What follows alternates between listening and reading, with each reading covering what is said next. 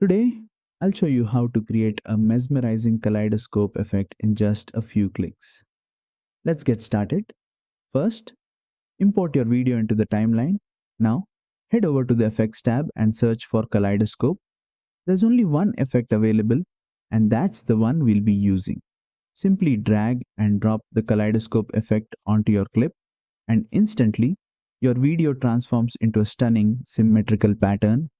You'll notice how the visuals shift and create a hypnotic look, perfect for music videos, creative edits, or abstract visuals. Play around with your footage, try different clips, and see how the effect reacts. It works great with dynamic motion and vibrant colors. And that's it. You've successfully added the kaleidoscope effect in Filmora. If you found this tutorial helpful, make sure to like, share, and subscribe for more quick Filmora editing tips.